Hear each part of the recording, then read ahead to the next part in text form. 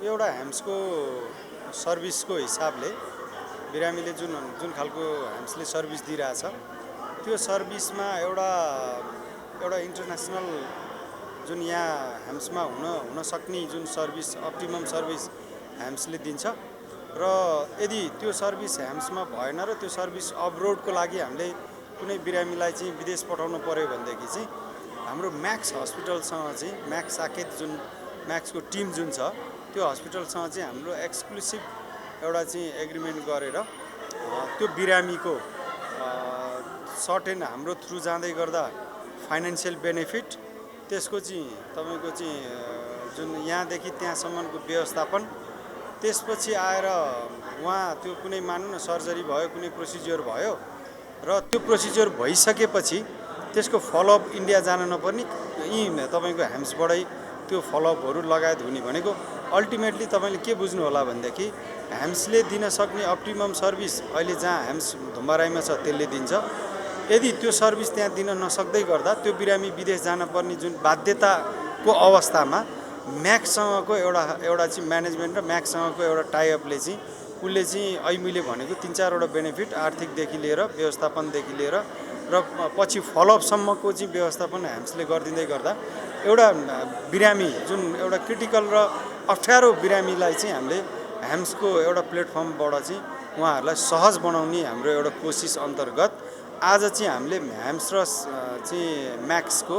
एउटा सिएमई प्रोग्राम जुन चाहिँ म्याक्सबाट डाक्टर साहबहरू आउनु भएको छ ह्याम्सको डाक्टर साहबहरू हुनुहुन्छ उहाँहरूको चाहिँ एउटा नलेज सेयरिङको प्रोग्राम चाहिँ एउटा सिएमई हामी यहाँ गर्दैछौँ सबै रोग तपाईँको संसारमा अहिले जुन छ नि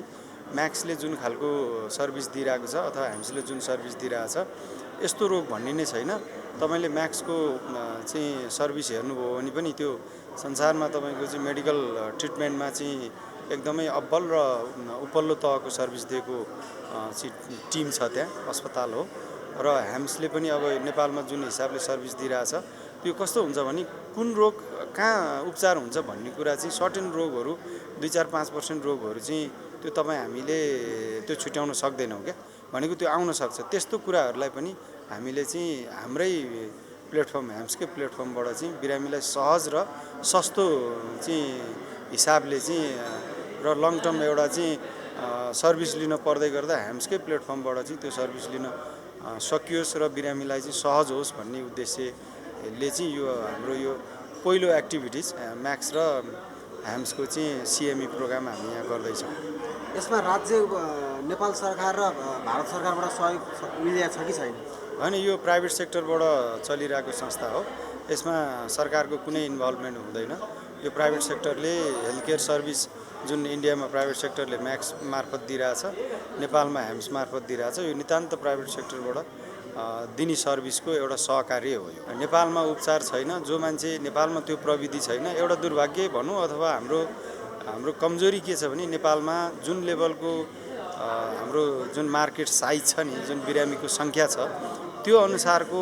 प्रविधि भित्राउँदै गर्दा त्यो सस्टेनेबल छैन जुन जनसङ्ख्या इन्डियामा छ जुन जनसङ्ख्या नेपालमा छ त्यो धेरै ठुलो ग्याप छ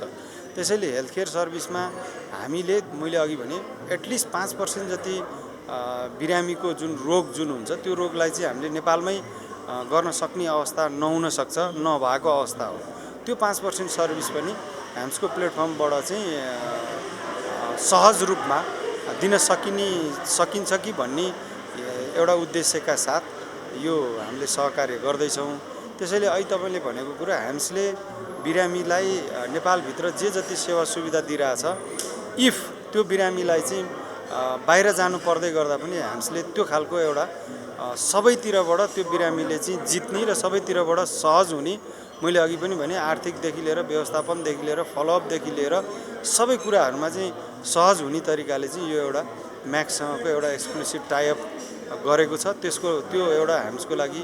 सुखद र नेपालमा भएको जति पनि त्यो रोग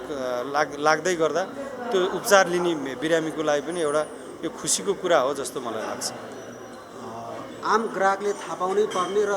तपाईँ भन्नै पर्ने अन्तिममा केही कुराहरू